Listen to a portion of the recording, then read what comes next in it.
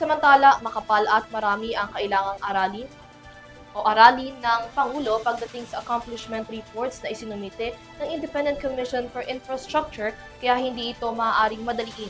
Ayon sa Malacanang, kailangan itong busisiin ng mabuti lalo pa at dito nakasalalay ang desisyon kung magpapatuloy pa o mabubuwag na ang ICI.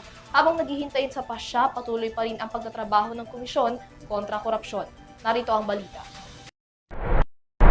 2 linggo na ang nakalilipas nang isumite ng Independent Commission for Infrastructure sa Office of the President ang 125-day accomplishment report ng komisyon patungkol sa mga naging investigasyon at operasyon nito sa flood control anomalies. Ang accomplishment report na ito ang isa sa inaasahang magiging batayan ni Pangulong Ferdinand Marcos Jr. sa kung magpapatuloy pa ang operasyon ng ICI na kasalukuyang iisa na lamang ang miyembro. Sa isang pahayag nitong Webes, aminado si ICI Chairman Andres Reyes Jr. na hindi bastang makababalik ang komisyon sa normal nitong operasyon gaya ng pagsasagawa ng mga hearing, lalo pa at siya na lamang ang natitirang miyembro nito sa ngayon. Sa kabila nito, nanindigan siya na functioning pa rin ng ICI at na tinututukan pa rin nila ang mga kasong hinahawakan ng komisyon. Siniguro rin niya sa publiko na patuloy ang pagganap ng ICI sa tungkulin nito laban sa korupsyon at na hindi aabandonahin ang kanilang responsibilidad. Kung papayagan at pahihintulot na aniya, handa ang ICI na ipagpatuloy ang laban kahit saan pa ito abutin. Sa panig naman ng palasyo, nagpapatuloy pa rin daw sa pagtatrabaho ang ICI.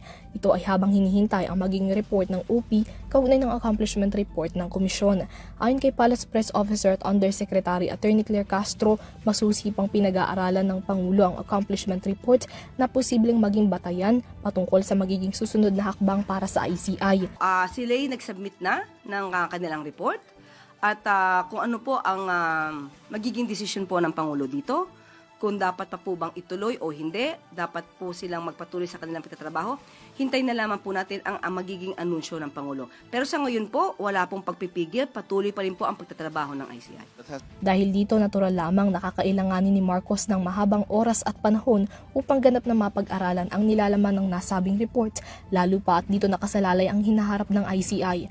Inaasahan na ngayong Pebrero rin ay magkakaroon na ng resulta ang pagre-review ni Marcos sa nasabing accomplishment report, ngunit hindi garantiya kung kasama na rito ang magiging pasya para sa ICI, kabilang na kung kakailanganin pang magtalaga ng dagdag na commissioners. Sa ngayon, hindi pa rin daw humihinto ang ICI sa pagtatrabaho sa mga gumugulong pangkaso. Ano po kasi nagiging gap sa pagtatrabaho? Patuloy pa rin po rin tatrabaho ang ICI. Nakapagbigay nga po sila ng report at nagkatatrabaho din po, ayon din po sa Ombudsman. Sila din po ay nagpapatuloy sa kanilang pag-iimbestiga.